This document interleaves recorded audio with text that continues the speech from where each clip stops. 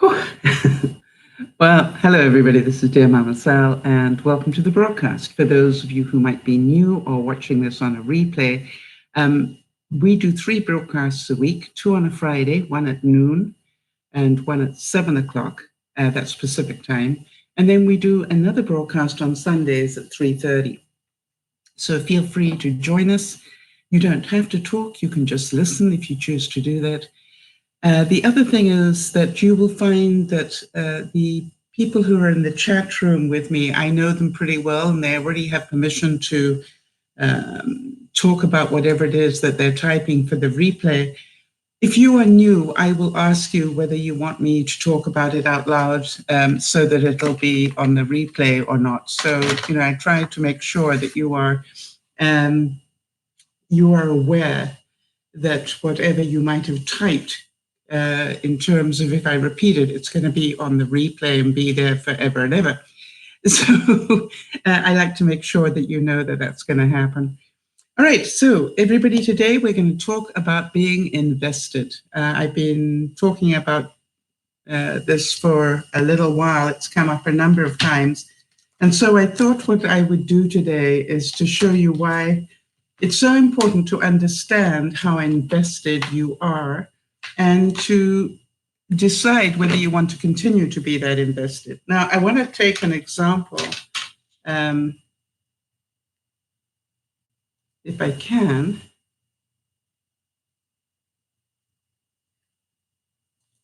I just want to check something here.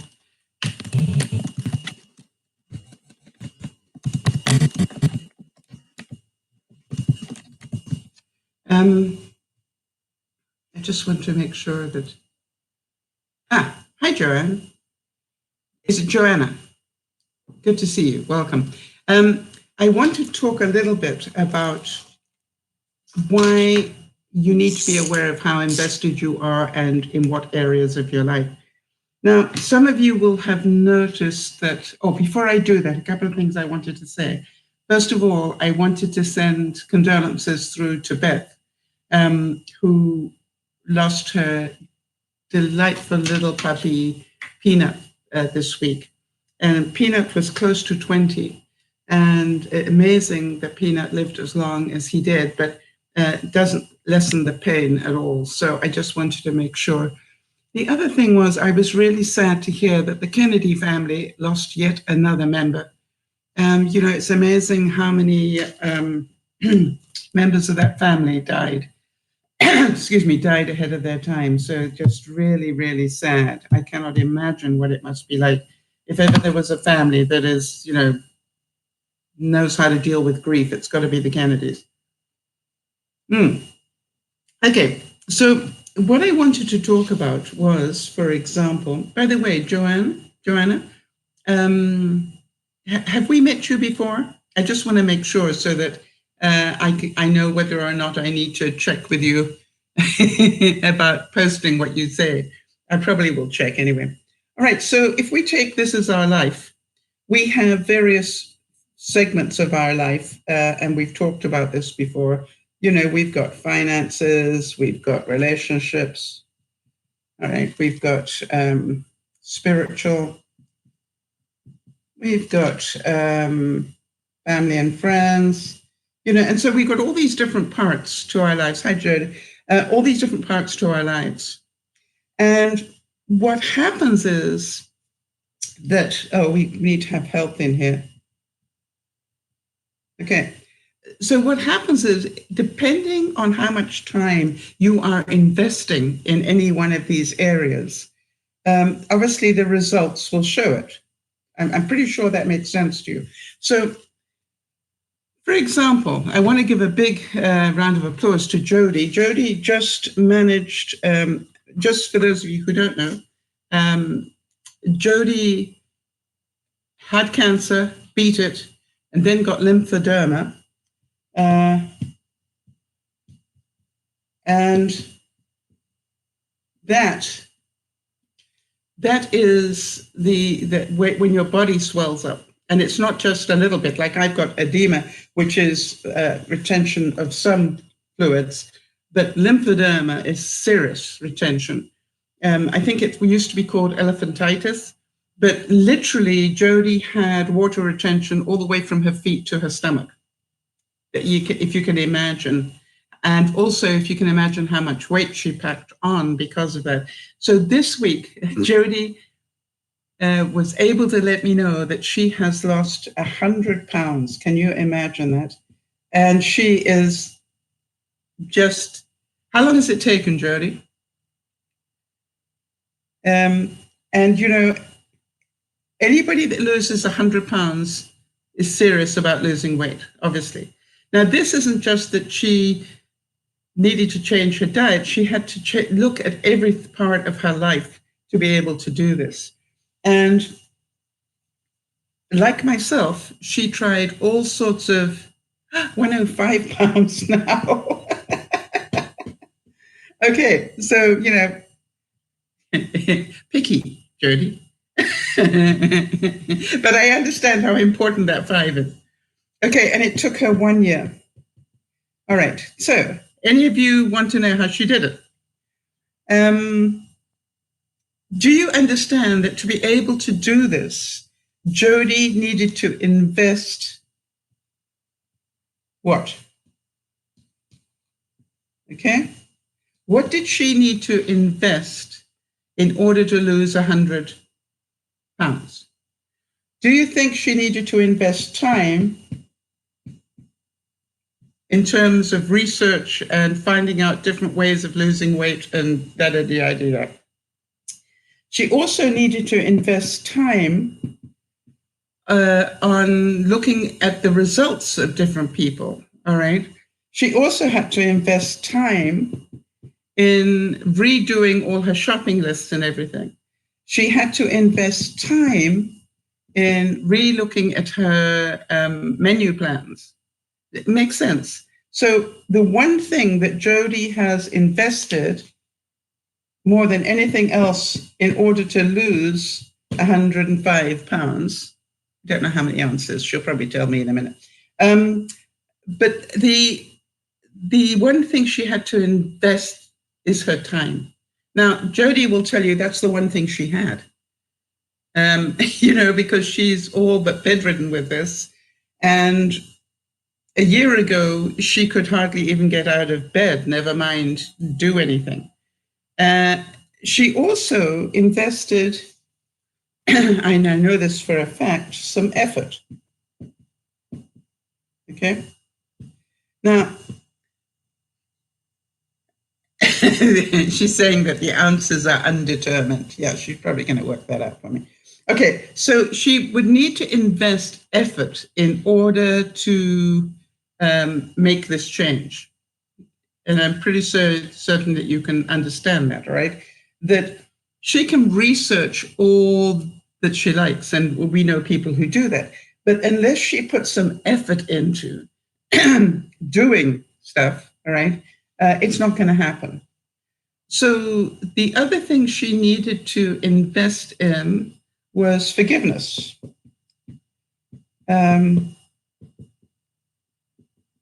Right, Jody? Am I correct in that? All right, because some of the things you tried didn't work the way you wanted them to. And so, and some things, you know, you probably weren't perfect at. It's a bit like the problem that I'm having. And it's just like, you know, the most important thing is to be able to forgive yourself for not having done it perfectly yet.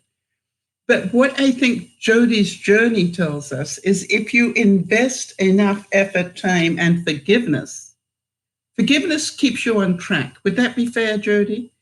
You know, when you suddenly have, yes, trial and error. So this is, and so therefore you have to have compassion for yourself. You can't be a perfectionist, all right, to lose 100 pounds. Would that be fair, Jody? Right, because if you're a perfectionist, the first time that you have a blip, you go, this is not working. Onward, you know, and you never give yourself a chance to lose the weight. Jody's saying forgiveness is the key, and also patience. How about that, people? You need to be patient. weight loss is not linear. Now, what does that mean? Weight loss is, if you are at, 100 pounds here, well, let's make that 200. Okay, let's say you're at 200 pounds, which I'm aiming for at the moment. If you're at 200 pounds, when you start losing weight, you don't sort of lose weight like this, regardless of what plan you're on. All right, Jody, just correct me if your experience is different.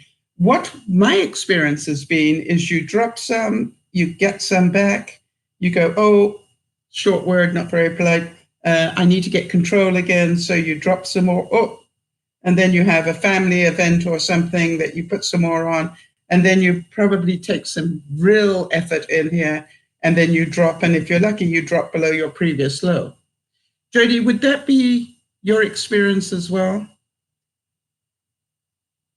So what I found was putting on the weight was much more linear, straight line, than taking it off. This was easy to do linear.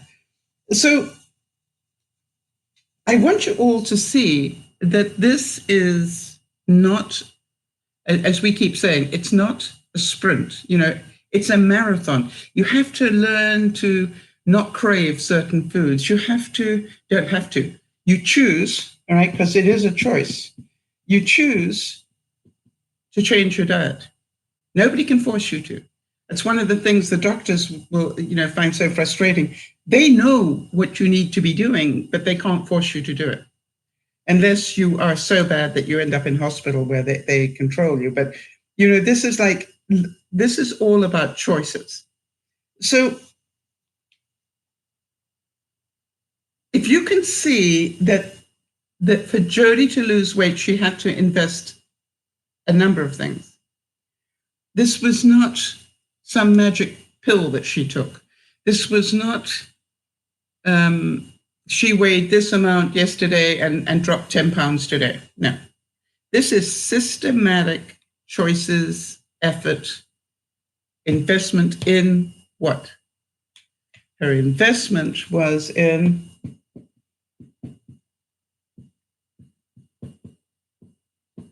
herself.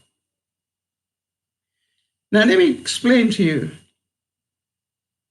Yes, Jody's saying this is a lifestyle for me now, not a diet. There is no end date, even when I reach my goal. The learning is the journey. Yes, and if you make that learning fun, all right, then you have more chances of succeeding. All right, so do you understand that Jody had to invest in herself? Knowing Jody the way that I do, how difficult was that for her? All right, because Jody is a giver, not a taker. So for her to do all the work that was necessary to make this happen, again, Jody, correct me if I'm wrong, but probably felt at the beginning a little bit selfish. All right, I'm spending too much time on me, not enough time on Lionel or my friends or whatever. But the truth is, she must have known that it was going to be worth it to her, or it was worth trying. I want to give kudos for a second, if I can, and another person that invested in their health, because that's what we're looking at the moment, which is Liz. For those of you who know Lizzie, she had all sorts of symptoms going on. The doctors kept telling her it was in her head. We've been there, right? In my case, it was for so many years. It was all, well, it's because you smoke. It didn't matter what it was that was going wrong with me. As long as I was a smoker, well, it's because you smoke. It was just like, and then when I gave up smoking, I remember thinking to myself, it's going to be interesting to hear what they blame it on next. Well, guess what? It's the weight that I put on when I gave up smoking. Of course.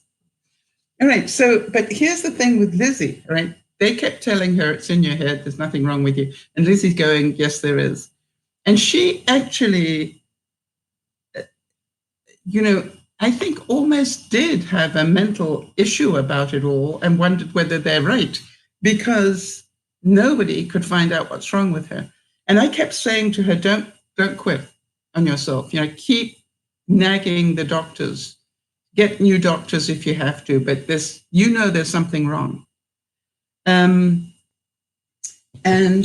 guess what? She's just found a doctor that thinks that she's found out what the problem is, a surgeon that's found out what the problem is. Yay, well done. But now, of course, there's that catch-22. And, finding out the diagnosis is difficult. Yes, Jodie's saying Liz has stayed the course. Applause to her. I said the same thing to her yesterday, Jodie. I said, I want to tell you how proud I am of you that you did not quit on yourself. Okay, you knew there was something wrong, even if the doctors couldn't find out what it was. You knew there was something wrong, and you kept going until somebody realized it too. And that takes a lot of effort, a lot of backbone, a lot of all sorts of things, and a lot of self-control, because at some point it must have almost been easier to say, well, maybe they're right and I'm just a basket case or whatever, but I just kept saying, don't do that to yourself. Go find out what's wrong, and hopefully they are finding out right now, which is wonderful. Now, of course, the other thing is that when you find that out, Jodie, you must have had that when you found out that you had beaten cancer, and then found out that instead of cancer now you've got lymphedema. I can imagine, that thing we were going through about losing weight probably was your emotional pattern as well. Oh, so happy that I've beaten cancer. Oh my gosh, now I've got lymphedema. And then, build yourself up again. And then, and it's just like life is a roller coaster. It is not linear. And so what I wanted you all to think about, because, some of the viewers have asked me recently whether I could talk a bit about relationships. And, I'd be very happy to do that. I put down a vlog yesterday, or I released a vlog yesterday that talked about the difference between a relationship and a crush. And for those of you who, might want to have a look at that, because I think as I said, that the biggest challenge for me in talking about relationship was that I did so many wrong things in relationship. When I look back on it now, I did so many wrong things. And so I'm talking from that point of view. I'm going to tell you what I did wrong, not necessarily what you might do right. Why? Because I did so much wrong in terms of where I invested my time, my heart, my values. I really, that's why I said, to me, it's a monumental topic for anybody. But for me, it's going to be a really big topic, this relationship one, because there's so many things I have to admit to. All right, but I will do it because I can. So here is the thing. I wanted to ask you guys, as a teenager, where did you invest your time? Let's try and have a look. In your, wait a minute, let's start. Let's say a 5-year-old, right? Let's start there. Where does a 5-year-old invest their time, mostly? If you had, one area, what do most 5-year-olds spend most of their time doing? And because I want you to think about how this changes as you grow. And my sense is, that most 5-year-olds spend, most of their time playing. Okay? How many of you are going, I want that back again? You choose to do it. All right, so let's say that's good. What about most 10-year-olds? What do most 10-year-olds, how do they spend their time? Because that's an important shift between 5 and 10.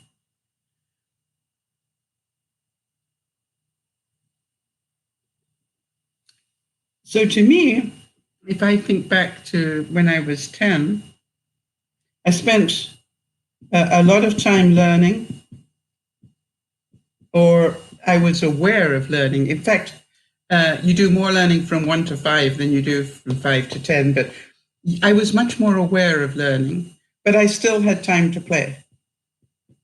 Okay?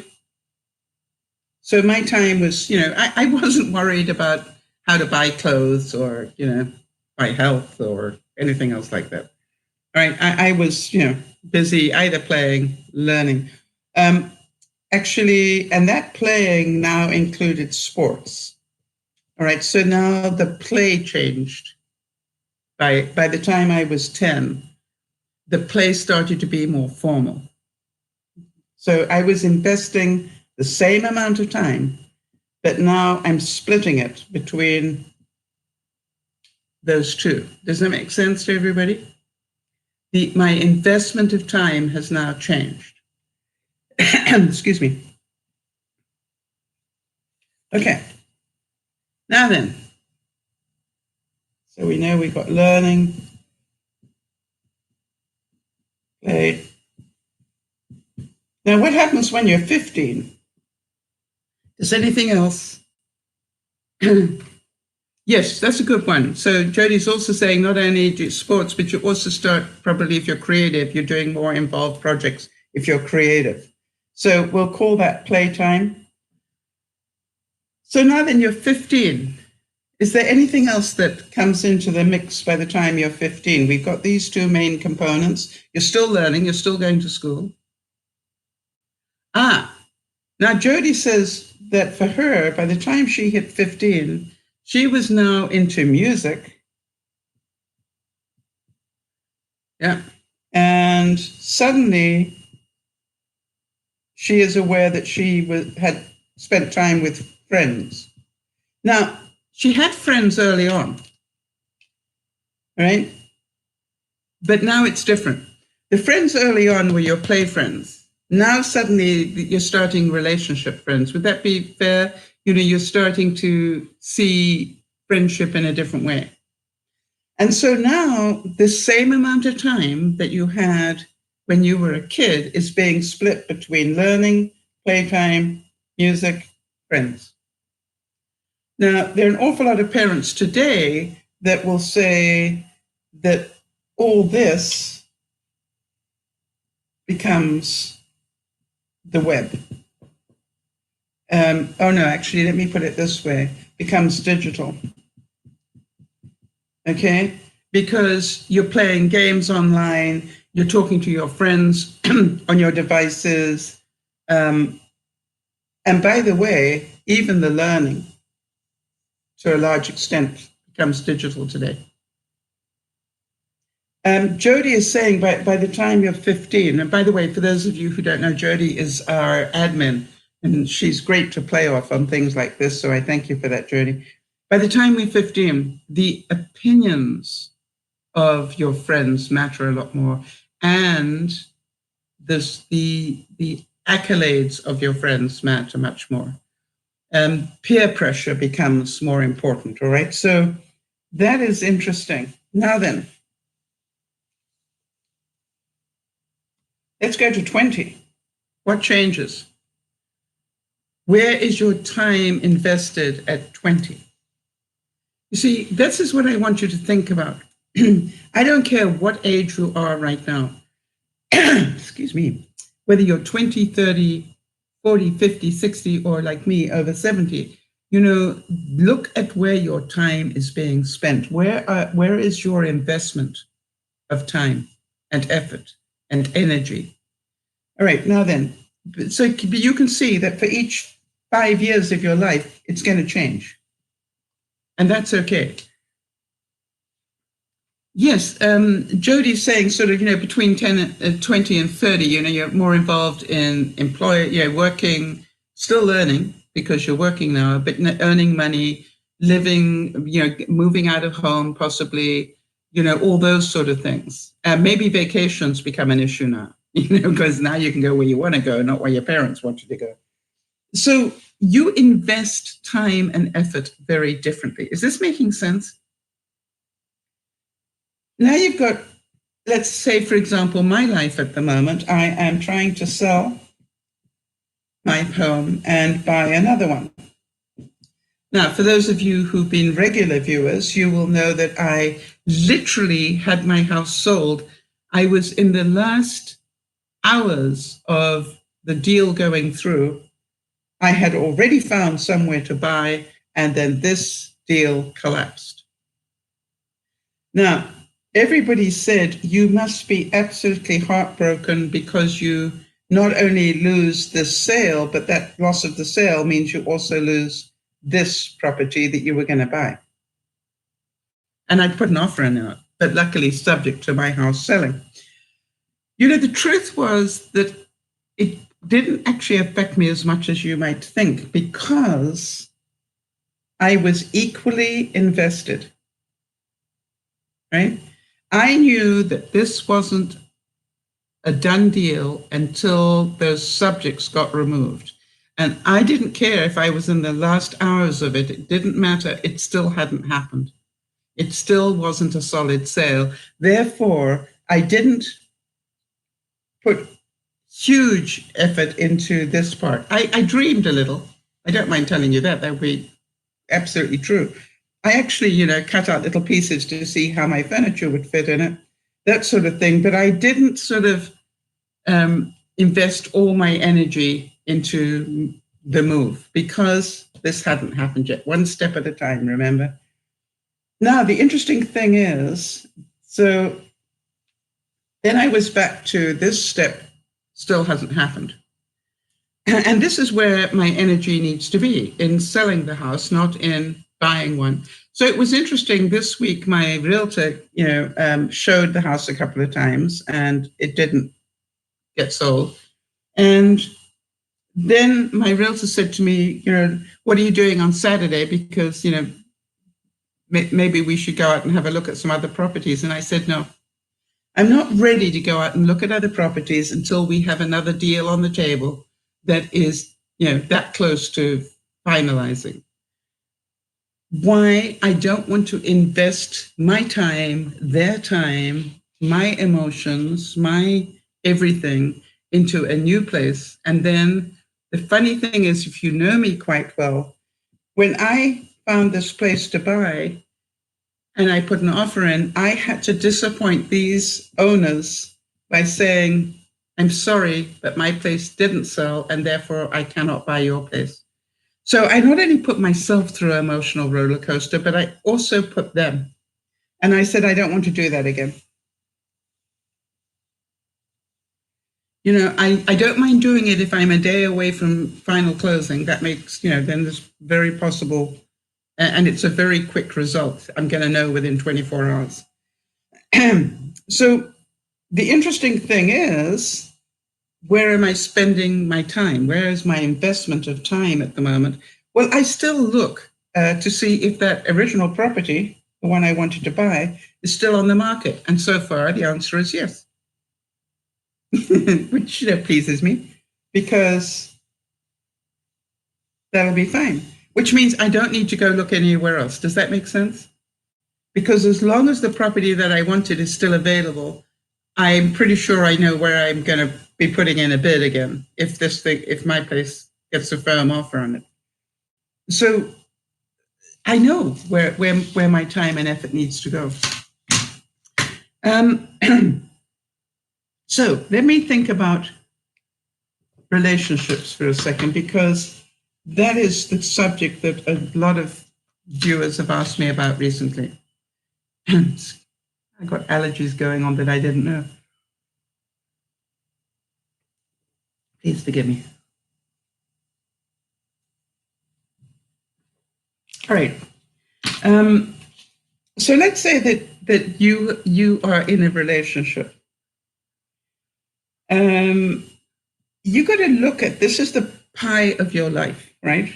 So how big a slice of your life do you give to your relationship? That's a question I think a lot of people would say. If this is my relationship, how much of my pie of life do I give to it? Well, I know what I used to give to it.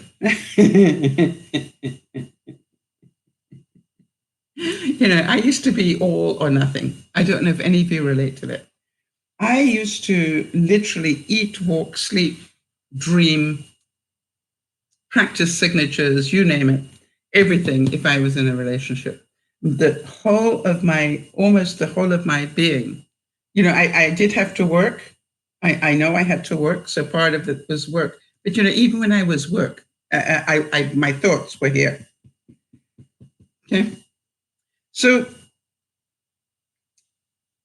this I do not recommend. This is not healthy. It is not clever.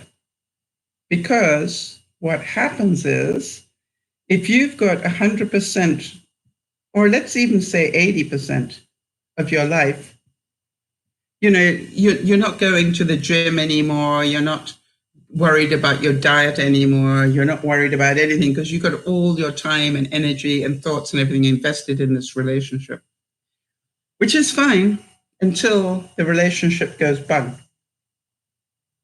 Now what are you left with?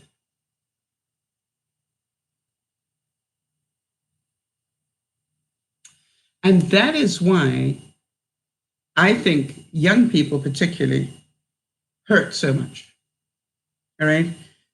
We all hurt when a relationship breaks up. But when you've got so much of you invested in another person and that suddenly doesn't work out, you end up really in a bad way because you have nothing left. Everything that you did was for that other person. Everything you dreamt about was with this other person. Every vacation that, whatever, was about this other person. And so you end up with nothing. So when I look back on my life now and go, what did I do incorrectly? It was the amount of time, energy, and effort I put into relationships. Now that you might say, but Sal, that's how relationships get built. And I know that I've got viewers that have been in long-term relationship. Here is the thing. If you put 100% into the relationship, how much time are you putting into your finances? None. Right? Because probably what disposable income you have, what money you have, is probably going to this person anyway. You're buying, presents for them and cards and, dinners and whatever. What about your health? How much time are you spending on your health? Not a whole lot because you don't have time. On the other hand, you probably are losing quite a lot of weight because, the stress level and the roller coaster of emotions. But so do you see that every time you give more than a fair share to any area of your life, you're going to be out of balance, is the point. Because if you're going to give 80% to this relationship, you only have 20% for the rest of your life, right? Your creativity, your finances, your friendships, I don't mean relationships, I mean your friends, your, all those different parts of your life. You've only got 20% time left to deal with those. And, keeping your house tidy or your apartment tidy or whatever, you don't have enough time because so much is invested here. I hope this is making some sense. And by the way, if it is, feel free to leave me some comments in terms of, what your experience has been, because when we talk about our experiences, it helps other people. So when I look back on it,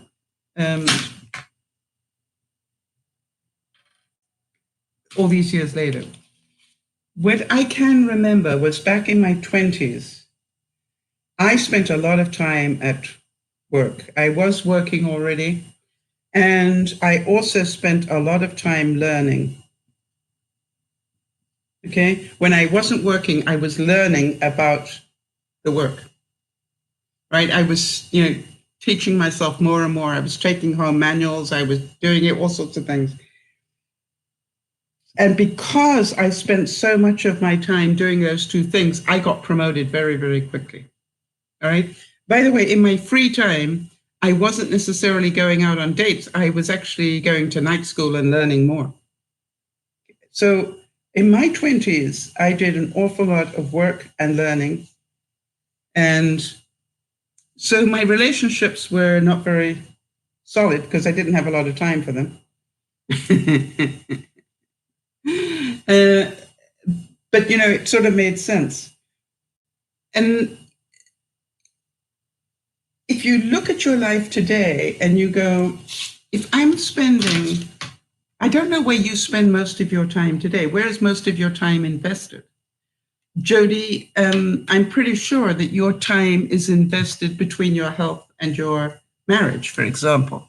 My time at the moment is invested in trying to get my house ready for a showing and learning how to control my food. For those of you who don't know, I started fasting and in what they call intermittent fasting. And I just want to show you what happens. And I'm at the moment fasting regularly, most days, more days than not. This is like, it shows you how many hours I fasted. I've already done 12 and a half. I am working on fasting. Hang on. All right, I've done 98 fasts. The longest fast was 18 hours. And if you see, I'm averaging about 17. All right, and if I look back on the last few, it was 17 hours, 8 minutes, 18 hours, 17 hours, 7 minutes, 17 hours, 5 minutes, 15 hours, 10 minutes. All right, so, that's where, now that takes time. When I say it takes time, because you've got this 17 hours where you don't eat, and then you've got these 7 hours where you do, and it's funny because I sometimes spend nearly 7 hours working out what I'm going to eat for the 7 hours. I wonder if that makes sense. It's just like, that's so critical now that I only eat between this time and this time. And therefore, I want to make sure that I've got the right foods. So now the other thing, hi, Kerry. The other thing that I invest time in, as you know, I am an experimenter. I understand that now. And I've done thank you, Jody says I'm doing a tremendous job. Well, the funny thing was that I really wasn't seeing any results on the scale, not the sort of results I wanted to see. But suddenly, I am beginning to see results on the tape measure. And it took me over a month, Jody, am I right? I was doing it for well over a month before that tape measure started to show. And I've lost, as far as I know, I've lost at least 2 inches off my gut. I probably have lost a lot more than that if I could get rid of I'm retaining an awful lot of water again. And, we can blame it on the heat and this, that, and the other, whatever. But it just takes time for your body to readjust. There's no doubt about it. But I literally went from no progress. And one day I put the tape measure on and I went, did I breathe in or something? Yeah. What happened? Because, it shifted. And I went, no, it must have been a fluke. And then, and I didn't, quite honestly, I didn't believe it. And then the next day it went down again. And I'm going, oh, that's insane. I couldn't have dropped another half an inch overnight. And it was just like, okay. And then guess what? Self-fulfilling prophecy. After, 2 or 3 days, it went up again. I was actually retaining water again. Probably because I had salt. I had something with salt in it. And so that wasn't very clever. I've just dropped my pen. Hang on a second. Actually, my marker rather than my pen. So, that's what I've got to be aware of, is that, the foods that I'm eating, do they contain too much salt for me? And that's why I'm, that the sodium is creating the swelling, the retention of water. Anyway, so the whole point that we're trying to make is you will succeed in the areas where you spend the most time if you spend that time wisely. So what Jodi's saying is that in her life today, when she looks at it today with all that's going on in her health and her marriage and everything else, she is spending her time managing her health, managing her marriage, and then she also has a puppy, Taylor. So, time gets spent there as well. Now, Kerry's saying that she's lost another 0.8 pounds. Well done, Kerry. That's wonderful. I'm actually still doing the fluctuation. It's really amazing to me how much I fluctuate. And talk about it not being a linear thing. Where can I find this for you guys? And I think that's where you need to not give up on yourself, because it just isn't a straight journey. Right? All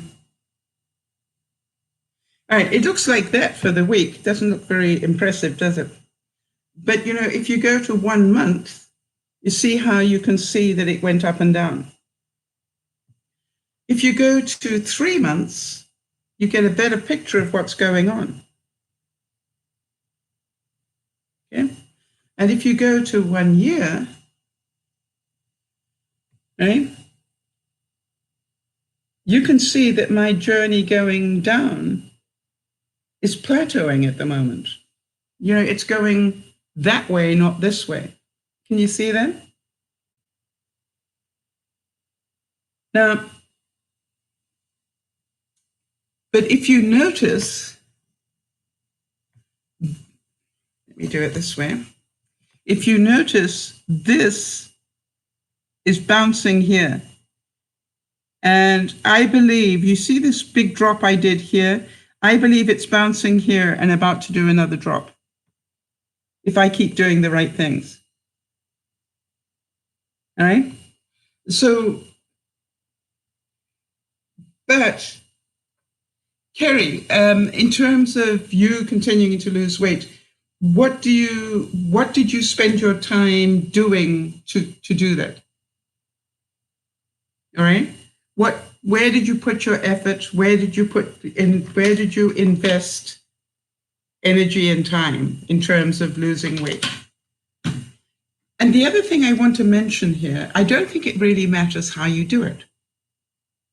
When I say that, is that, for some people, they're going to do it by keto. For some people, they're going to do it by Jenny Craig. For some people, they're going to do it with Weight Watchers. Some people, it doesn't really matter how you do it.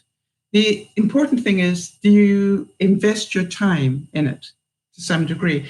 I would say I spent a lifetime trying to quit smoking, a lifetime. I started smoking when I was 14, I think. Not that anybody knew about it, but and I didn't fully quit until 6 years ago. It's when I haven't had a puff since then. So it took me a lifetime of trial and error before I learned all the bits I needed to learn to be able to stop smoking. So, but I am so aware of, it's the little things. You've got to find out what works with your body. So, Kerry, you're working on your portions. Yeah, I think that's one of the most difficult things to learn is portion control. And yeah, that to me has been a very difficult one. Jodi, one of the things that Jodi made me aware of. Hi, Jonas. Good to see you again. One of the things that Jodi made me aware of is that if you're doing it right, you will not only lose weight, you will save money. Because you are not buying all the junk that you were buying before. But if you're eating a healthy diet, you may actually spend more in the short term because the quality of the food that you're buying is better. Would that be fair for those of you who know what I'm talking about? If you're going to eat junk food all the time, it's one thing. But if you eat healthily, it may cost you a little bit more in the short term. What I am doing now, and I'm spending a bit more time on it, thanks to something you said, Jody, which is I just finished pulling my freezer apart. Well, in fact, the main section of my freezer, because I wanted to know what's in there, right? I wanted to know what meat is in there, and what else is taking up room in that freezer. And quite honestly, what I'm surprised at is how much of my freezer is being taken up by vegetables, frozen vegetables. Now, that's interesting because what I realize is I am eating more and more fresh vegetables, but my old programming when I go to do my shopping is I still pick up frozen vegetables. Make sense? That's my old programming. Instead of saying from now on, I just eat fresh vegetables, there's that part of me that still thinks I need to have all these frozen vegetables in my freezer. So I am working now at reducing that. The other thing that I have found is I actually now cook one meal a week. When I say cook one meal a week, for example, tomorrow or Sunday, I will be cooking some roast beef and Yorkshire pudding. But what's left of the roast beef will then be divided into the portions that Kerry's talking about. I found buying the 1 cup mason jars a really good idea.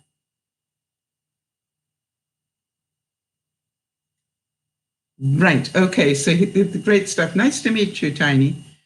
Or Tinksy B. Hi, welcome. And I don't know how you found us, but I'm so glad you're here. May I repeat what you're saying there? I just don't like to do that if I don't know you. I would like to share that because it's very true. Not only for you, but also for me. And welcome.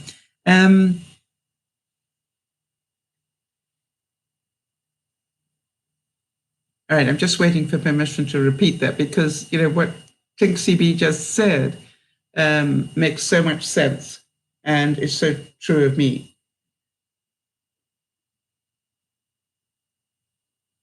Okay, I'll wait for that permission. Where was I before that happened? Yes, my freezer. So I am busy now looking at my freezer and going, what do I need to spend some time on? I need to spend some time eating frozen vegetables. Does that make sense? I've got way too much. It's quite all right to repeat it. Okay, fine, yes. What Tinksy B said is, I stopped smoking by the help of a vape. You and I and Kerry all together. Also, she says, I think it's important, I think it's a she, the people wanting to lose weight, that they do it in a healthy way because it's entirely possible to lose weight in an unhealthy way. Good. We totally agree. And what do you consider, Tinksy B, what do you consider to be the healthy way? Because, the funny thing is, if you had asked me a year ago, I wouldn't have thought that intermittent fasting was a healthy way to do it. And yet I feel better and find it easier to do than, breakfast, lunch, dinner, snacks in between. And I even have diabetes. But my main thing is, how do I make sure that I eat healthily within that 7-hour period? I'm definitely eating more vegetables, definitely eating more fruits. But what I'm realizing is, who knew that a banana was so dangerous? And it's on my shopping list every week, buy 4 bananas. And I just recently really looked at what a banana gives me, and it's a bit scary. I know it gives me some good stuff. But, maybe I need to buy 2 a week, not 4. That's when you get invested in the learning about what you're doing. Again, it was because of the research I was doing that I found out if I got to have bread, sourdough is a lot better for me than having white bread. So I now bake my own sourdough. The other thing I didn't know until recently is sourdough gets more sour as it sits in the fridge. You bake it, but it continues to go sour. I don't know how that happens. Maybe some wise person will be able to tell me that. So what I'm trying to do now is I just make one roll, a bun, and I slice that up like a loaf. And then, I literally will bake a roll twice a week rather than, make one thing of bread, because the sourdough gets pretty interesting if you leave it in the fridge too long. All right, so vaping. I want to tell you, I don't think I would have quit had it not been for vaping. I really believed in it. I have spoken a lot. I know that it's not a healthy thing to do. And by the way, I only vaped for about a year because I realized that I didn't want to be addicted to the vaping. All right, that was the next thing. So what I did is I used the vaping as a means to quit. So I vaped probably for about 6 months before I started to seriously quit. And what I did was I spent more and more time vaping, less and less time on real cigarettes. So I used to have a little game that I played. I used to drive to work, and I started off by going, I'm not allowed to light a real cigarette until the first traffic light. And then the next week, I'm not allowed to light a cigarette until the second. And then the third. Then I got to the stage that it was the last one before I got to work. And I'm going, now what happens? Then it was, my first cigarette after I left the house was, the first break at work, and so it went on. But I was allowed to vape as much as I wanted in between. And I found that vaping, when I was doing, I'm not really thinking tasks, like on the computer, driving my car, that helped me so much. So I must admit, I know there's a lot of negative press about it, but I want to thank the vaping people because it certainly helped me. So I think that is the point that I want you to understand. It's where we invest our time, effort, money, thoughts, everything that will control what we're doing. Now, would it be easy for me to spend a lot of time invested in feeling sorry for myself that my house hasn't sold yet? I could be really miserable if I wanted to be. All right? I could spend a lot of energy in this space if I wanted to. But I know that's not helping my health or anything else, so I don't give it a lot of time, just like it is what it is. I could be spending a lot of time looking at new places, but, I don't see the point of it. I really don't see the point. I've seen the one that I like at the moment, and for as long as it's available, I don't need to look anywhere else. Does that make sense? It's like, the only time I need to look anywhere else is if that one sells, then I need to go look for my next best option. Plus, I've now got a situation where my time, as I had it divided up in my normal routine, I now need to make more time because Big Brother Jeff is coming. All right? He's coming for a week from overseas. So I need to now spend less time doing something because I'm going to need more time to plan his visit and, make time for him and so forth. So that will completely disrupt my routine.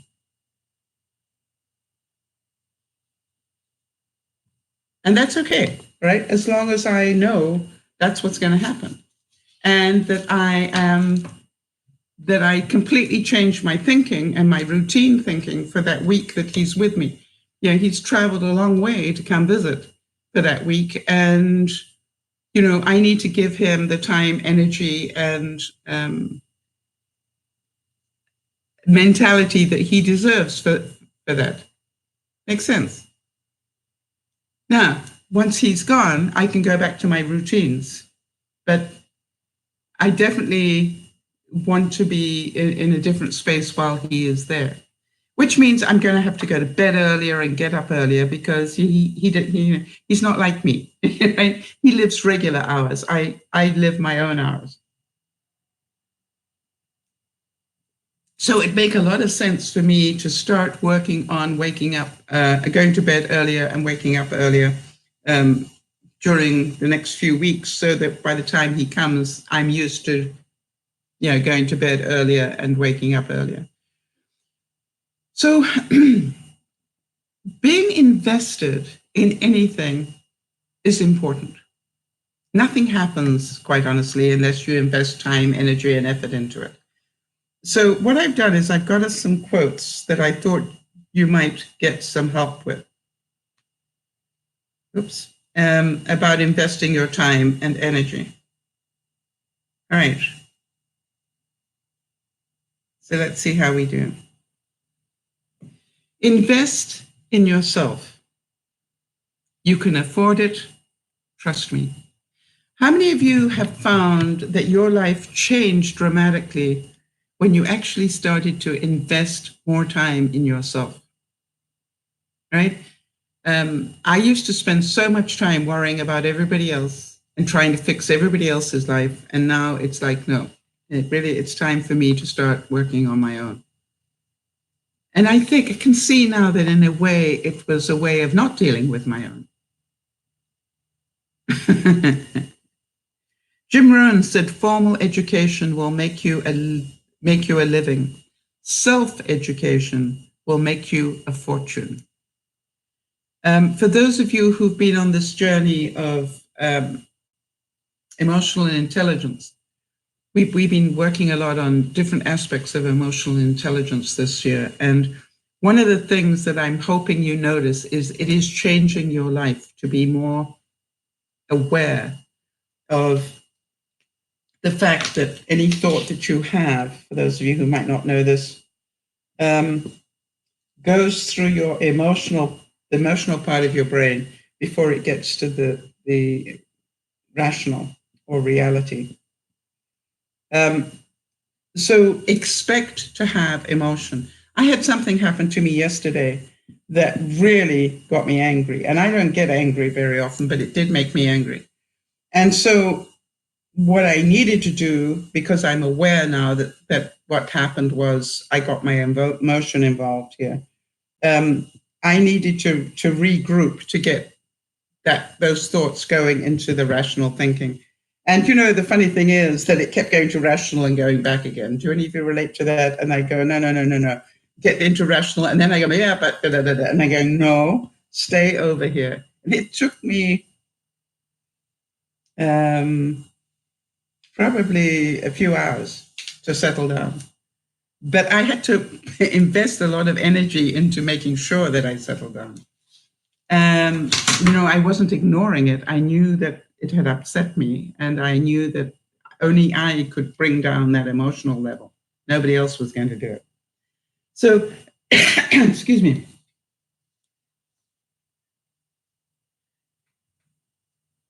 Listen to this one. How many of you agree with this quote? If you want your children to turn out well, invest twice as much time with them and half as much money.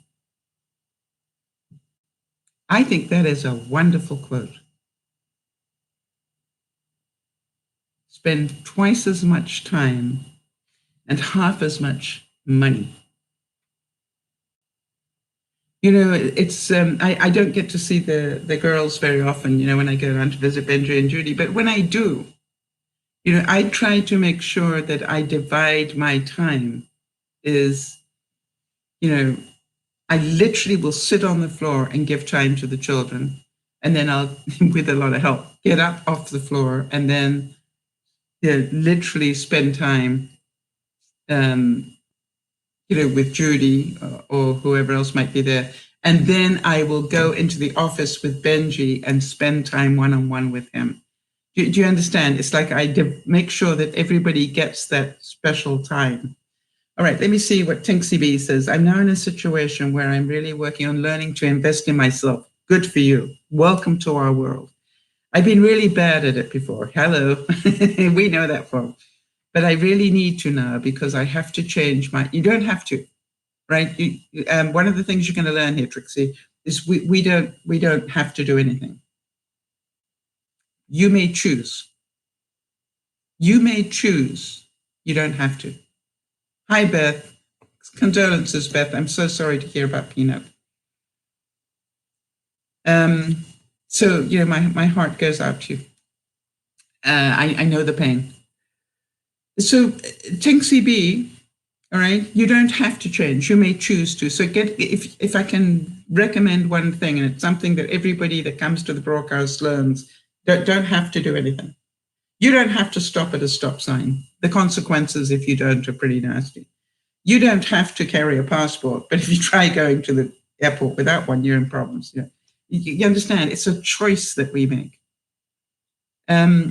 Joanna's saying, yes, I agree. My mom works 2 jobs, never had the time to spend with us. As an adult, I understand her better. When I was a kid, it was so sad not seeing her at all. Exactly. Right? Exactly. It's like spend twice as much time with your children, half as much money. The time is more important than the money.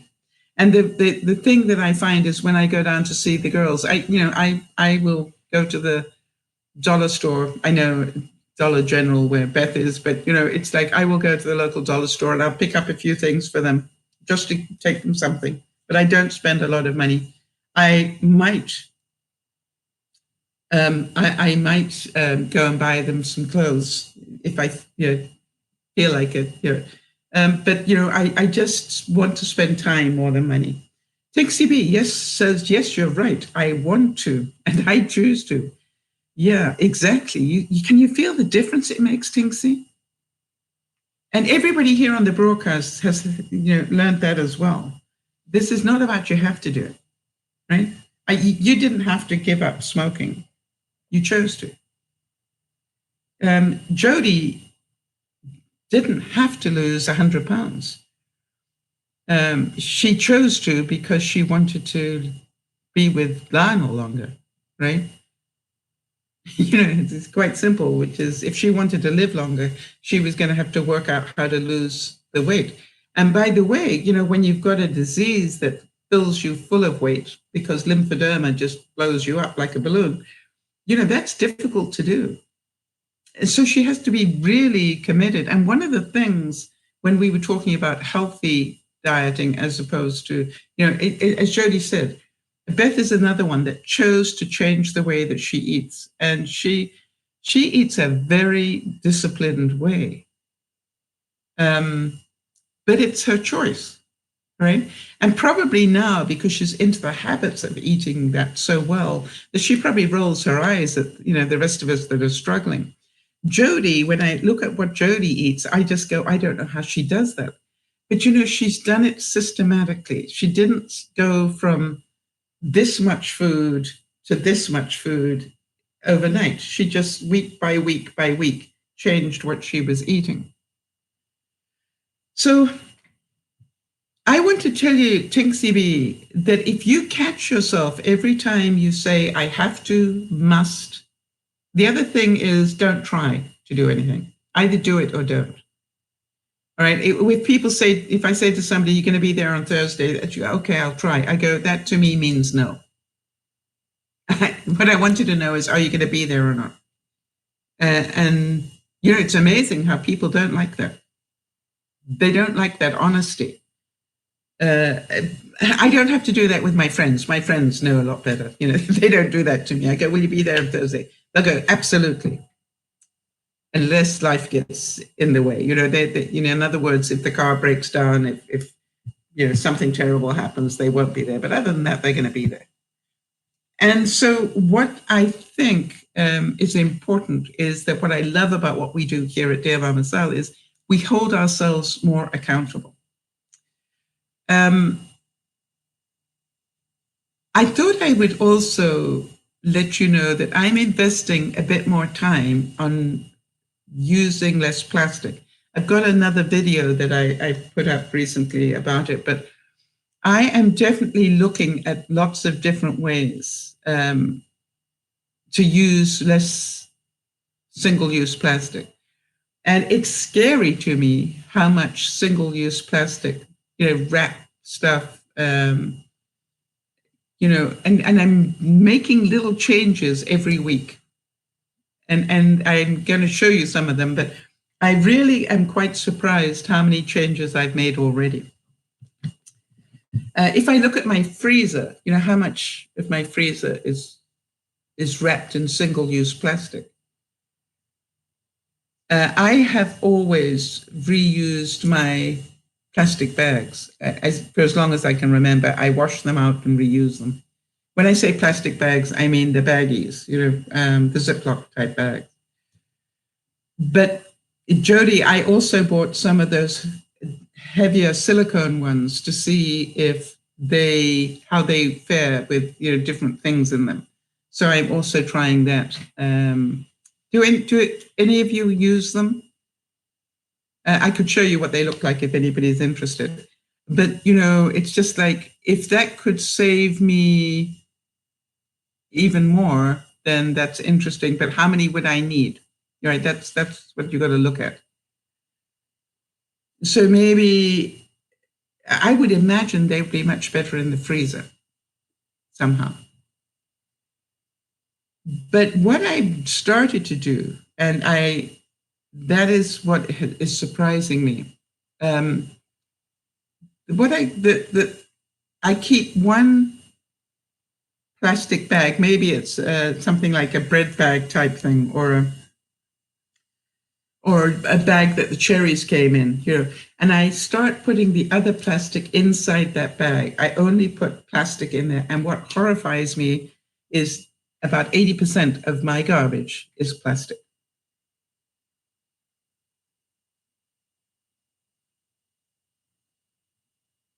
All right, so Jody, you've got those thicker ones as well. Let me go get mine so people can see what I'm talking about. Hold on a second.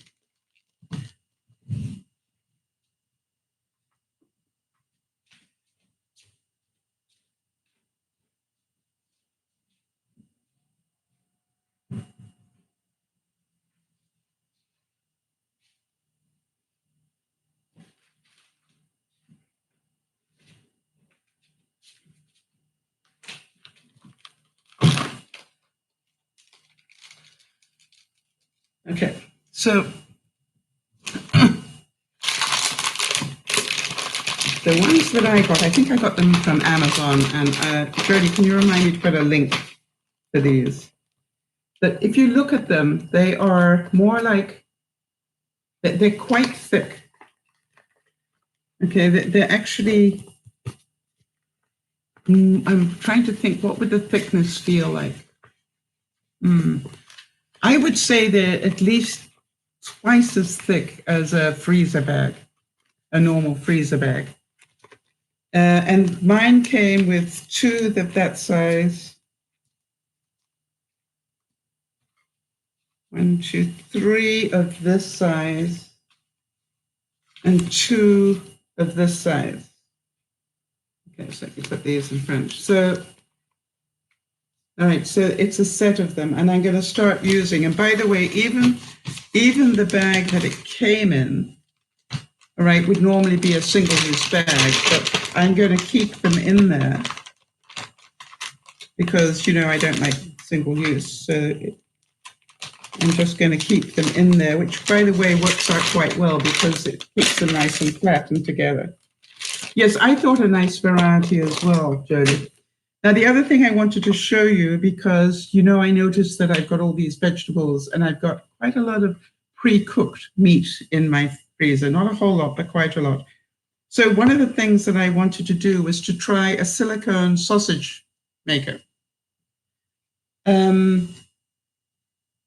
Yeah, Trixie is saying, we are recycling plastic where I live, and it's so much plastic that it's truly scary. I agree.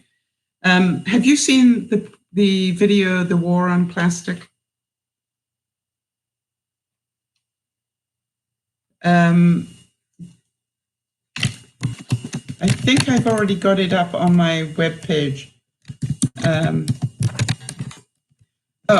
Trixie, please do me a favor, if you will. Okay, you need to see this movie. It's done by a couple of Brits, and you need to see it. It will change the way you look at plastic forever.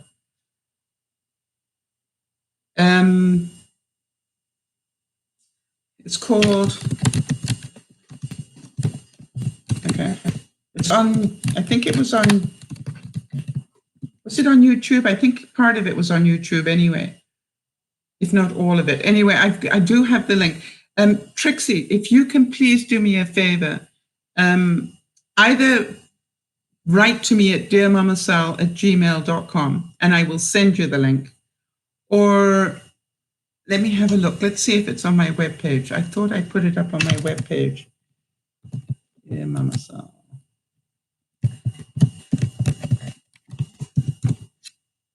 .com. DearMamaSal.com is the webpage. I just want to see. Come on, computer. There we go. Under. All right. So if you go to DearMamaSal.com and under our broadcast, there is a tab that says resources mentioned. I just want to see if it's there. And if it isn't, I will put it in after the broadcast. No, it's not on there yet. All right. So I will be putting it up there. I will put the link up on there. So just give me a chance to do that. And while I am there, let me just check.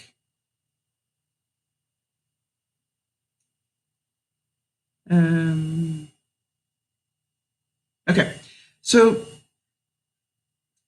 what I'm going to continue to do, yeah, I want to tell you something, Trixie, that when I saw that program, it's a documentary, when I saw that program, it hit me at my soul. I mean, I've always been a recycler and I try to use second use for most things, but boy, I really stepped up my game after seeing that one. Okay, so I wanted to show you these. These are little sausage making molds, silicone. And actually that's what these are, I think. They're thin silicone coatings. Did that make sense? That's what the feeling is. It's a thin silicone. All right, so now then, these, what I'm going to do is to take my pre-cooked meat, you know, I've got chicken and pork and beef and all sorts of stuff that's pre-cooked, and I'm going to start pureeing it, put it into my blender with some water and some vegetables and some cheese, you know, and then puree it all up and then strain off the water and then pack them into sausages so that these are going to be my new protein bites. Does that make sense? But what I'm doing is using up food that is already in my freezer that I'm obviously not eating another way. So I'm going to literally keep making these protein bites.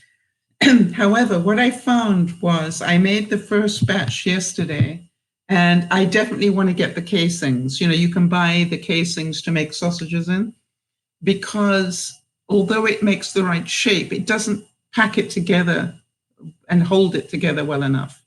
So you end up just with, you know, flavored mincemeat, which you could do in a very different way. But what I like is I like crispy sausages. So I'm going, okay, I want the casing so I can pack it full of good stuff. I know what's going in. I know it's healthy. And I know it's good protein. I'm going to put cheese and meat and then some vegetables. Yeah, I put quite a bit of carrot in it. And then I've got variations to eat as a protein snack. All right, so that's another thing that I got. So I'm spending more time invested in finding ways to make more tasty looking protein snacks. That was all from Beth. Beth, I want to thank you so much.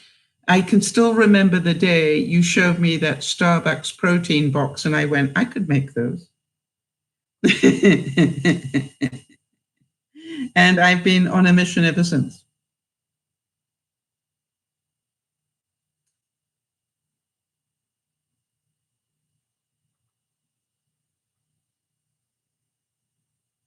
Well, you know something, Trixie. You get a bit bored with just a slice of cheese or a rasher of bacon or a boiled egg. The protein staples. And so what I'm looking for is, wouldn't it be nice to have? I even like cold sausages. So wouldn't it be nice to have a crispy cold sausage? It was just like, I could eat one of those for breakfast. And so to me, I'm constantly looking of different ways to eat. And what I like about this is that it also can make anything else I want to. I can actually make, if you think about it, I could take cake mixture and make a little mini treat in this as well. I could take cake mixture and bake the cake mixture into little treats for the week. Yes, Jody's saying, I love the snap of crispy sausage. I just, there's something about that. Of course, I grew up eating it between two bits of very nice fresh bread, but I can learn just to have the sausage. That was one of my wins this last week. I actually did hot dogs for everybody, and I had hot dogs without the bun. And I literally didn't want the bun. But now I've got a couple of buns left over and I don't want to waste them. So I'm thinking I'm going to make like little mini pizzas. I'm going to roll the bun. That's what I'm going to do. I'm going to roll out half a hamburger bun, not a hamburger bun, a hot dog bun, roll it out, and then use it as a pizza type shell, put bacon and cheese on top of it and grill it. See how that works. And then I love this quote. It says, do something today that your future self will thank you for. Right? Jody, and I just wanted to tell people one other thing, if I can find my pen. I put it down somewhere, people. Okay, get another one so I don't waste people's time.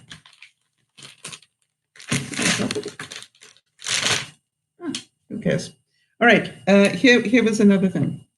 When I first, thank you very much, Trixie. When I first started talking to Jody, I was telling her that I was sleeping an average of 5 to 6 hours a night max. And so, and Jody, a year ago, how much were you sleeping? Even less, I think. All right. Am I correct in that? I think you were sleeping even less than I was. And so what I started to do was say, this is a problem. So do something today that your future self will thank you for. All right, so Jody was sleeping sort of 4 to 5 max. Now, it's a year later. I am sleeping on average 7.5 hours a night, I think. Jody, I would say yours is up to 6.5, 7. Am I right? I'm going to come back to you, Beth, on that one. From what I can gather, you're in the 6.5 to 7. I really don't like that pen. Oh, I probably took it into the kitchen with me. That's probably what happened to it. So the question is 6 to 7. That's what I thought. Okay. So the question is, what did we change? What did we invest in? What changed? What did you sometimes ate? I know it's amazing what you've done. So the question is, in your day, you must have spent more time doing something that allows you to sleep better. Any idea what it is? I would say that I am much more disciplined about, if it's this time, I need to go to sleep now. And literally do whatever I need to do. I no longer see it as a waste of my time. I have to admit that part of what I had to change was I had to invest in myself, and that it was important for me to sleep. All right, that my future self would thank me for it. I would be in a better shape. I believe that the research has shown that if you're not sleeping enough, it'll be difficult to lose weight. That's interesting. So, it's an important one. Let me see what Beth said here. Beth said, I took a day off today so I can relax. Good idea. Very good investment for me to get centered again. I must admit that for me, when I lost my fur baby, Bean, I took the day off as well. And in fact, my boss phoned me when he heard and said, take the day off. Because, and other people at work, when I was still working, other people at work said, how come she gets the day off? And, I remember my boss looking at them and saying, point blank, Bean is more to Sal than a dog. Bean was her protection. It was her, it was her husband. It was her, you name it. It was like Bean was, a major part of Sal's life. And she, Bean was her child. It was, he filled a lot of roles for Sal. So the fact that he passed, makes a huge hole in her heart. And so I'd like to give her a day to grieve. And funny enough, what I did was, and I don't know what you're doing, Beth, but I actually went and bought plants. And I spent the day planting out my garden.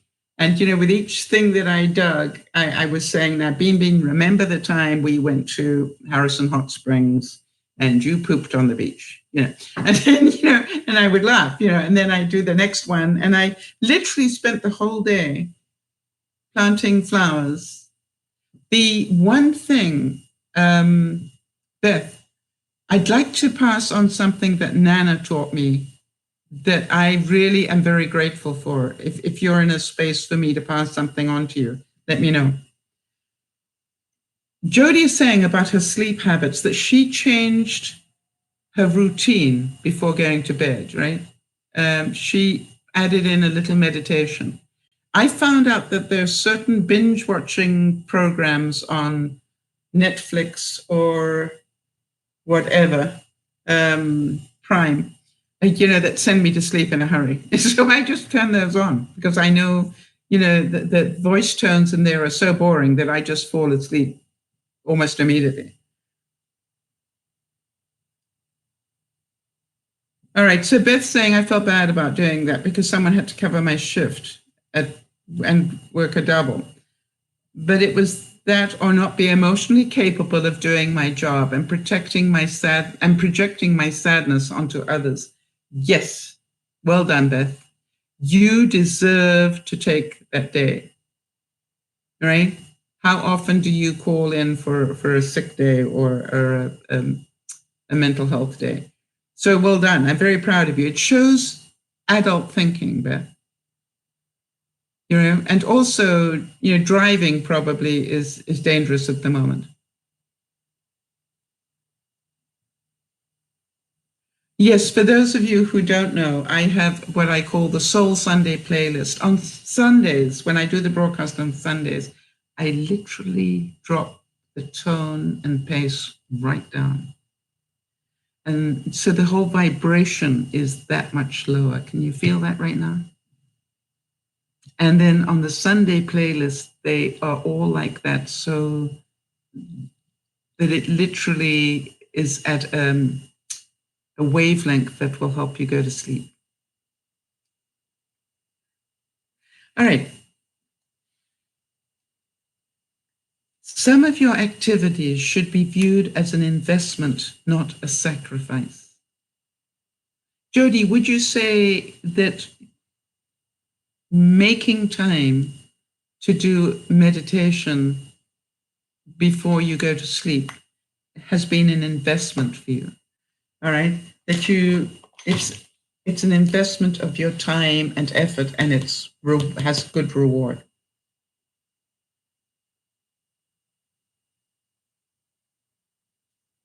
Yeah, Tinksy B said when she lost her cat, I had to for 15 years. And that's a year and a half ago. Oh yeah, it's so difficult, isn't it? What I wanted to say, Beth, is that what Nana suggested to me, and at the time I thought, yeah, really? But I have to tell you, it worked so well. What Nana said to me is, think of the place in your home where you would most remember seeing Bean Bean. And for me, that was at the window by the front door, because whenever I drove home, he'd be sitting there waiting for me to open the door, to get out of the car. And she said, wherever that place is that you will always look, maybe where his bed was or whatever, put a plant there, a beautiful plant. Go and buy a beautiful plant and put it there. So I went and bought an orchid, and I put it in the window so that when I drove home at night, I saw the orchid and I would smile and go, hi, Bean Bean. But it was a thing of beauty. It wasn't a sadness that was nothing in the window. It was like now there was something beautiful in the window, and I could remember him with a smile. And I have to tell you, I kept an orchid in that window for over 2 years. All right, so I want to tell you, it works. It's surprising that it does, but it works. So investing, a couple, $20 in an orchid, or $30 in an orchid, saved me so much pain of looking at a blank window without Bean Bean in it.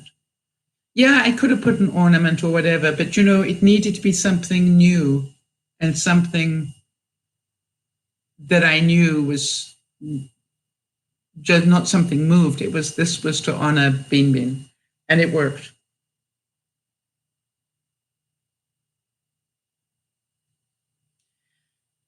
All right, so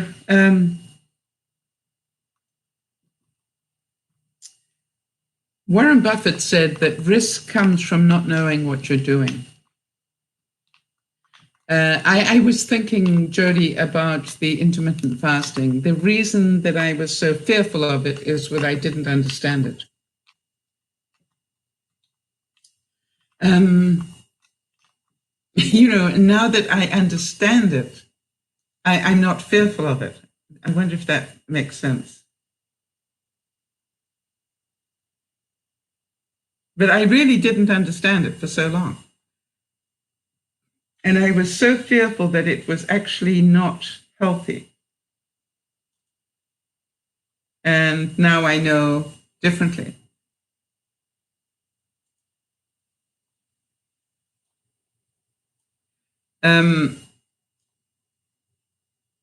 So I don't see it as risky anymore. I see it as just a different way of eating.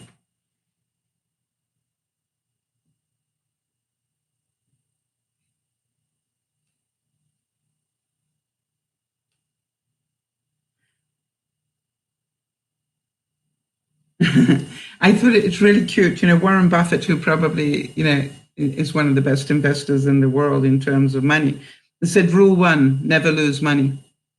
Rule 2, don't forget rule 1. So how about we convert that into time and effort, all right? Rule 1, don't waste your time,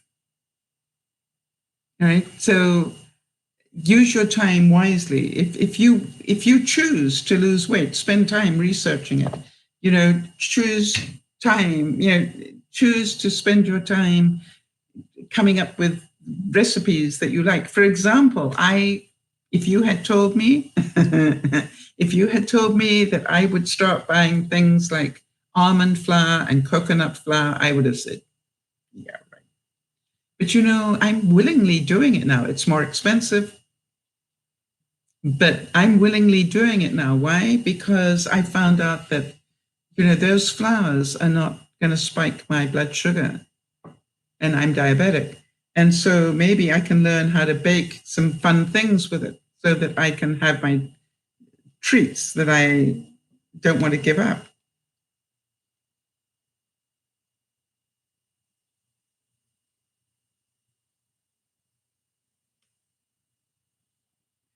Be patient with yourself. Stephen Covey said this. Self-growth is tender. It is holy ground. There is no greater investment. All right? Be patient with yourself. Wow, Jody's saying, yeah, but you're not buying Mars bars and other things like that. I want to tell you something, Jody. That is interesting that you should say that. I actually looked at a Mars bar this week when I was shopping, and I could almost feel it in my stomach. That was the weird thing. I could almost feel it in my stomach. And I went, I know what that's going to taste like, but I also know what it's going to do. And if I thought I had the discipline to have a slice of it and not eat the rest, I'd probably get it. One of the things that I found, and I wanted to show you that, hang on a sec.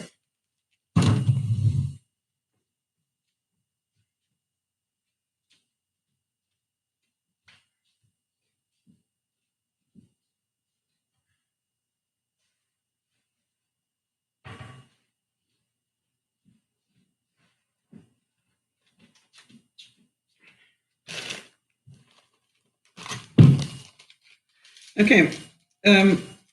One of the things that I found was, you know, I really do enjoy trail mix, but boy, that has a lot of carbs in it. So then what I decided to do was, wait a minute, I need to get smart here. I need to make my own snack packs. And what I did is I took out a big mixing bowl and I bought some pre-made popcorn from the dollar store, I think. I bought some caramel corn. The occasional bit is in there. I bought some dried cranberries.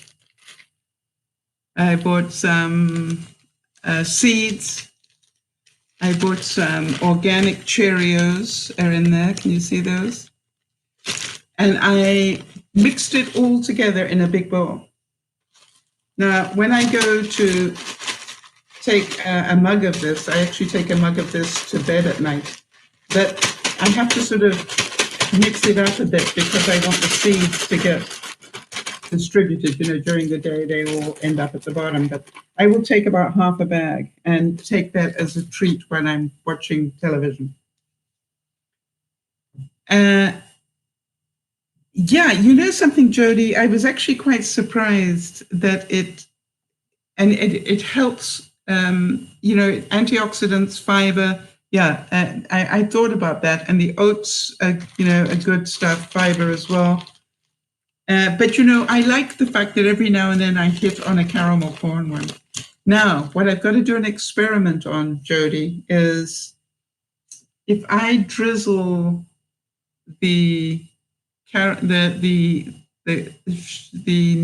sugar added caramel topping over popcorn, you know, will it make it into caramel corn? Because I've got a feeling that's what this caramel corn is. I don't think it's got the nasty sugar. I think it's got the alcohol sugar on it. We like that. So this is what we're saying, you know, it's all about experimenting. I keep trying to find things that I can have, not things that I can't. And that's one of the things you will learn about me is I'm always looking at what can I do? Don't tell me what I can't do. I'm not interested, right? If you tell me I can't do anything, yes, it might stay sticky, but why don't we find out? Only one way to find out, right? So I'm going to pour it on some popcorn and see what it does. Dennis Waitley, a well-known motivational speaker, said personal development is the belief that you are worth the effort, time and energy needed to develop yourself. So for those of you who are new to the broadcast, one of the things that we keep encouraging people to do is do something creative. Make time to do something creative each week. The reason is it uses a different part of your brain. If you'd be busy worrying or grieving or doing whatever, going to that different part of your brain that is creative, the right side of your brain, will help you balance. Now, it may end up that you shed a tear here and there, but that doesn't matter.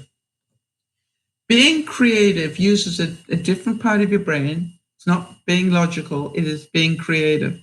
And so planting, you remember what I said when I was grieving for Bean, I was planting flowers because that's creative. It was color. It was, how do I want to put these, make them look pretty, how I plant them. And so find something creative to do. It doesn't matter what it is. It could be baking cookies and decorating them. It could be making cupcakes. It could be doing anything that just uses some creativity to it, and you will be surprised what it does to balance you out. And that's what we're looking for, right? If you're spending a lot of time in a dark place, right, find something fun to do. I'm a great believer that, hi Niasha, if you are spending a lot of time, inside, right, invest in some time outside, because fresh air and birds and leaves and all those sort of things, right, make a difference in your life. Whether you like it or not, it's true. You know how much I want to eat that popcorn now. And so as we're talking about this investing, where are we going to invest our time and energy? Kevin Heath said the best gift and investment you can give your child is your time. All right. And we were talking about that earlier, but don't give children money. Don't buy them things, spend time with them. Now, I was thinking that maybe that works both ways. For those of us who are adult, how much time do we spend, if you're still lucky enough to have parents alive, how much time do you spend with your parents? What about making a point of sitting down and spending time doing something that a parent likes to do? All right. That would be a great gift of love. They probably want to know what on earth you're up to, but it's worth thinking about. Ernest Hemingway, the writer, said there is nothing noble in being superior to your fellow man. True nobility is being superior to your former self. And for those of you who've been working on your personal growth via emotional intelligence this year, all right, I think you will agree that even in the 6 months or 8 months now that we've been working on it, your emotional growth is actually amazing if you've been working the system. All right, and Trinksy B says, I agree that being creative can give so much. Also, when it comes to personal development, it is something I want to invest more time and energy in. You say you want to, huh? You want to reword that for me, Trixie? You want to? You're going to try?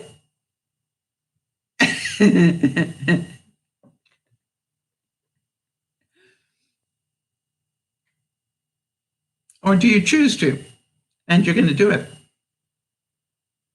All right, so let's see how much of a sense of humor Trixie's got. Trixie, how much time are you going to invest in being creative this week?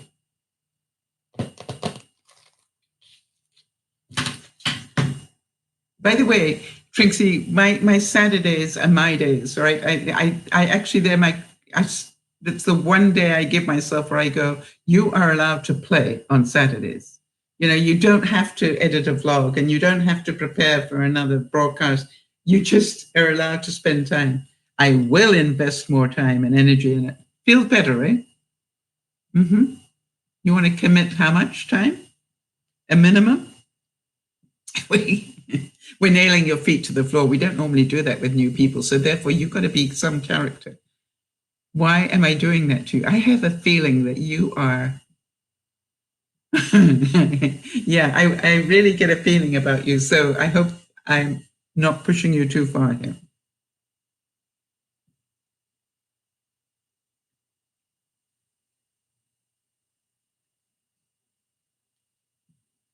Let's see how she does. All right. Invest in your mind, invest in your health, invest in yourself. All right. Jody would not have lost 100 pounds if she had not decided that she was worth it. Jody, a minimum of 3 hours? That's a huge commitment. Wow. That is a huge commitment. Well done. Oh, what fun. What are you going to do? 3 hours is a big block of time. I have to allow 3 hours when I get creative because I make such a mess. And this week, Trinksy, I'm busy trying to sell my house, and I was so fed up with having the house so tidy. I want to paint. So I decided to paint. And I had painted on the floors and everywhere. And then, of course, as soon as I finished painting, I got the email from my realtor saying, can we show the house?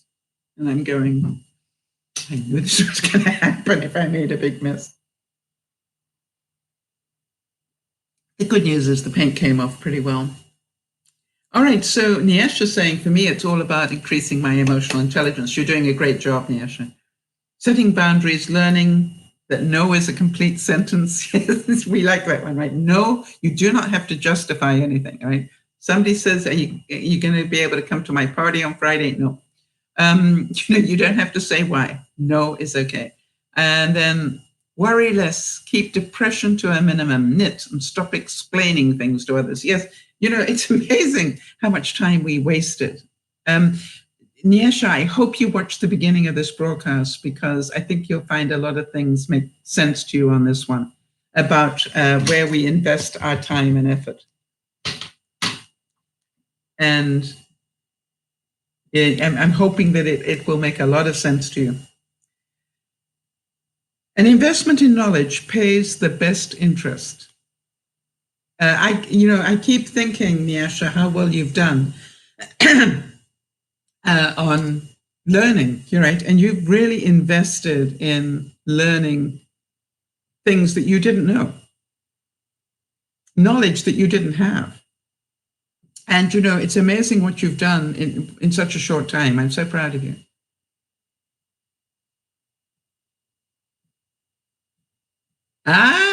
Trixie, what a great answer. When I asked her what was she going to do for those 3 hours, I must let the creativity decide what I will be doing. Quack, quack, quack.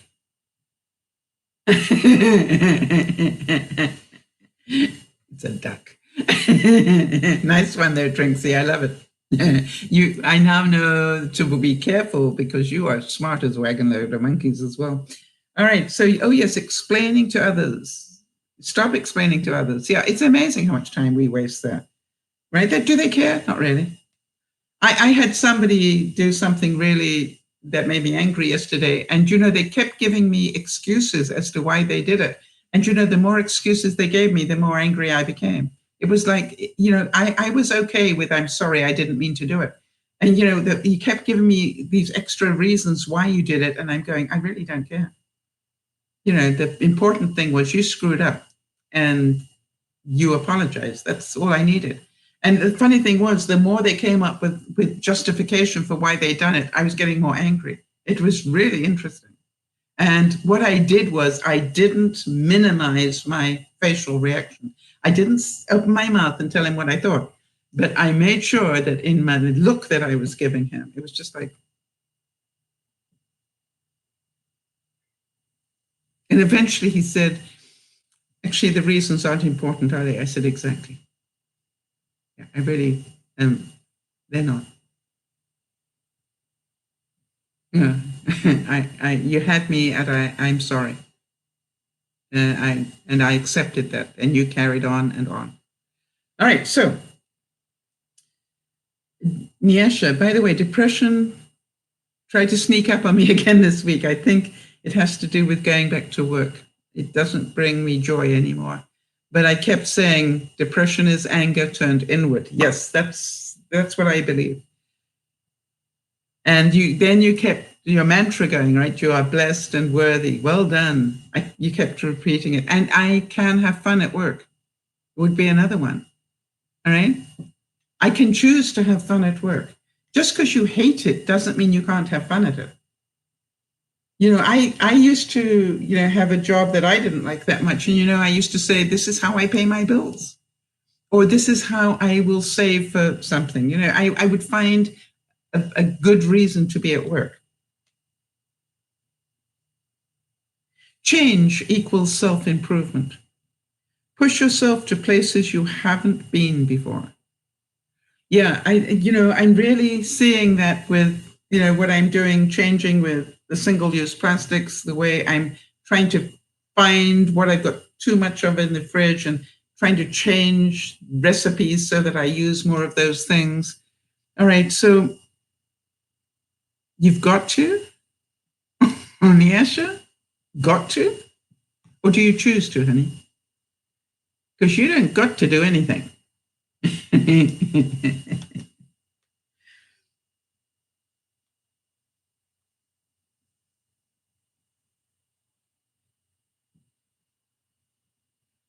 Now, have any of you read the book The Richest Man in Babylon? Because it's a really nice parable about how to save money. And one of the things that was said in there was, a part of all I earn is mine to keep. I have a little budget that I am allowed to spend on things like this, things that give me joy, all right? And I have this little budget. Every month I'm allowed to spend so much money, and I can spend it on Amazon or Wish or whatever. And by the way, I have found, and I am stealth now, Jody. You'd be so proud of me, because, I wanted to buy something on Amazon this week, and I just went, before I buy it on Amazon, let me check the price on Wish. And it was like 1/10 of the price on Wish. And I went, okay, guess who's getting my business? Now, it's very possible with all the tariffs that I hear President Trump is about to put on things coming out of China, that, a lot of things are about to get a lot more expensive, especially at dollar stores. But, that's okay. We can cope with that.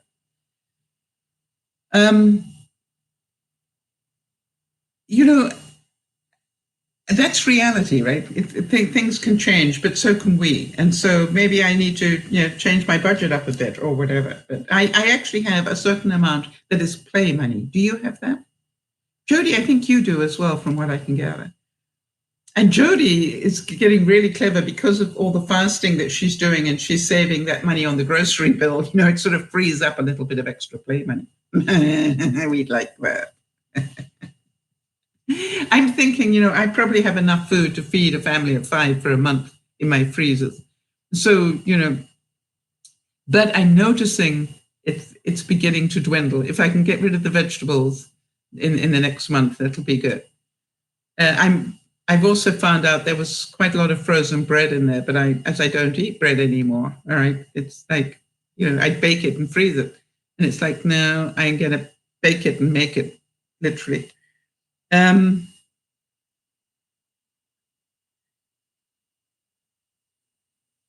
right, a man's life, and we'll say a woman's as well, is independent. He is born not for the development of society alone, but for the development of his self. When you look back on this week, this day, this hour, what did you do for yourself is what I'd be asking, right? What did you do to make yourself happy? What did you do to entertain your child, your inner child? I know my inner child loves playing with things like this, right? It's like an experiment. Mud pie time. And, what can I throw into these and enjoy, right? And enjoy not only the fun of making up a recipe, because, I make them up, I don't read them, but also the experiment is fun for me. So my kid plays with things like this. And it's not that it's a waste of money for me. It's like, I enjoy doing that.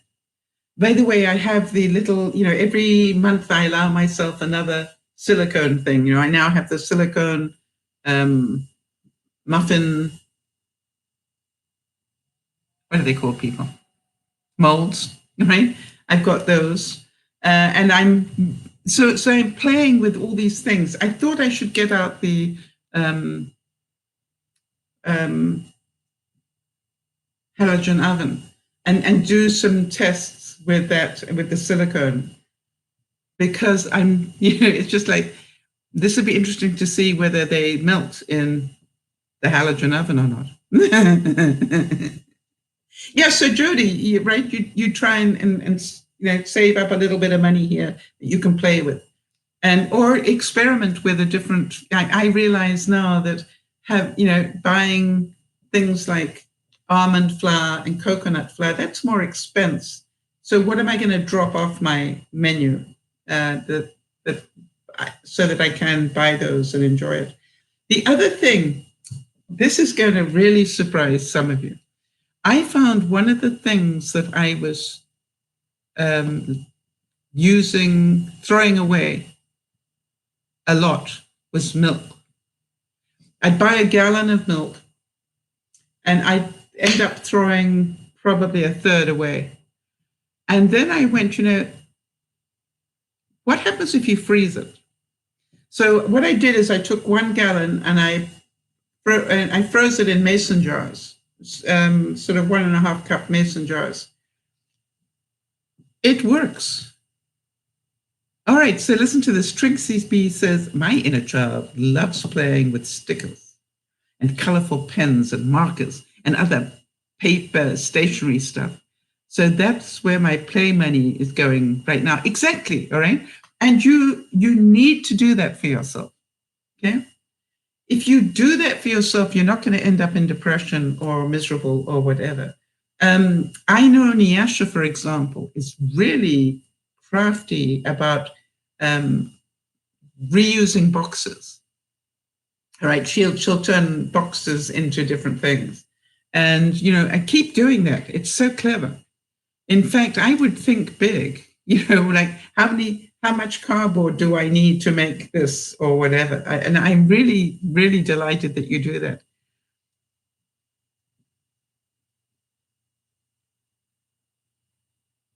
Personal development is a major time saver. The better you become, the less time it takes to achieve your goals. I really, one of my goals was to actually end up with more silicone bakeware, all right? Because I just feel that it doesn't scratch, and it's something I wanted to work with. There's less, you're not throwing away things all the time. And so, but that's an expense. And what I said was, each month you can buy yourself something else, all right? That's the treat. You can buy yourself another gizmo. And, funny enough, I'm starting to look at, what other things do I want to stop wasting money on? Now, how many of you were here for my conversation when I talked about I have replaced my panty liners with reusable ones?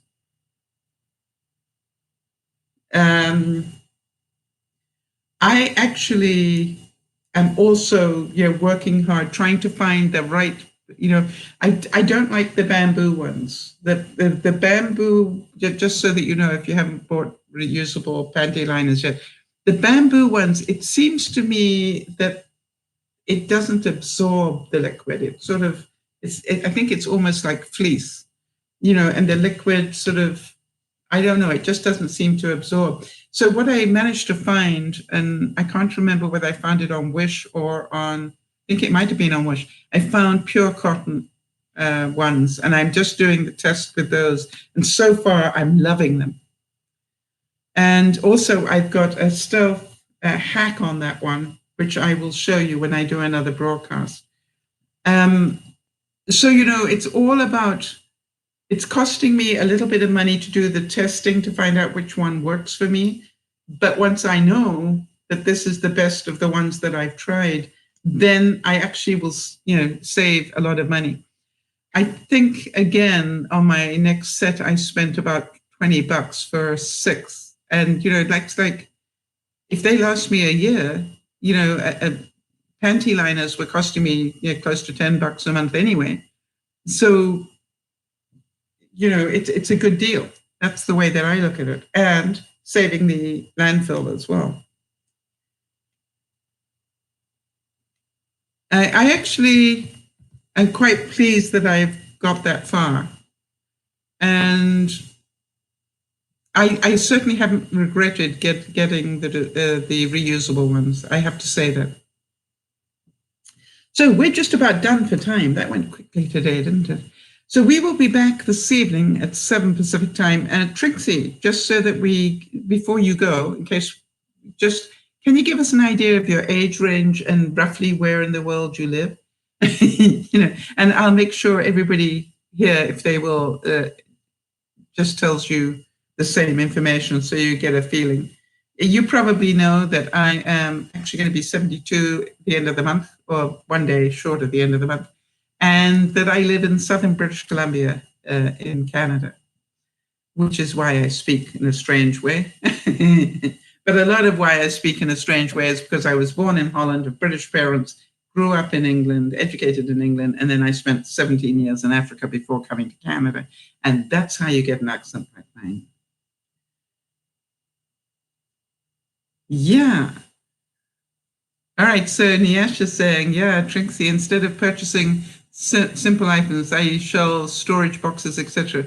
Yeah. You live in Norway. Oh, how exciting is that? Wow, you have an awesome healthcare system in Norway, I believe. Well, welcome. So that means that our later broadcast will be in the middle of the night for you. So, we'll probably maybe see you on Sunday. But I'm really pleased. What made you pop in today, Trixie? I'm so glad that you did. I hope you found value.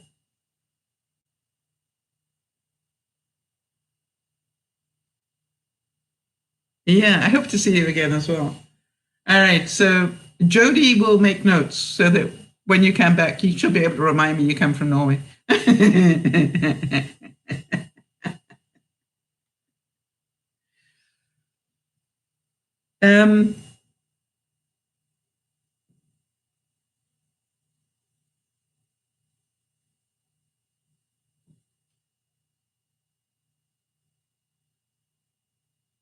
Norman Mailer said, every moment of one's existence, one is growing into more or retreating into less. I would encourage you this week to continue to invest your time, energy, skill into things for you. It's not that don't help other people. I always say that. Continue to help one another. That's what we do here. But please make sure that you are spending enough time helping yourself, because if you are constantly giving to others and not spending time on yourself, you will not grow. And it is not a waste of your time to sleep some more, is it, Jody? It's not a waste of time to be creative. It is not a waste of time or effort to look after yourself. You will be able to help others so much more when you spend more time looking after you. Trixie B says, yes, we do have a great healthcare system. See, you found your channel by accident yesterday and subscribed after watching a few videos. And then you noticed I was live. Yeah, actually, I'm only half awake. And Trinksy. It's like, sometimes I wonder how I do these broadcasts, but hopefully you learned something. Hopefully you smiled a little, and hopefully you can see you're not alone. Nyasha, I think you'd be the first to say that you really thought you were the only one that had these problems. And, isn't it wonderful to know that you're not? And, it's like, I want you all to understand that we've all been through that, where we thought, well, hang on a second, I must be, no, I really am only half awake. It's important to know. It's important to know that we're all taking our journey and we're all doing it at our own speed. So, yeah, Nyasha, I think one of the interesting things is that whilst we all have heard of Trinidad and Tobago, I think very few people could point to it on a map. I think a lot of people would put it in the West Caribbean. And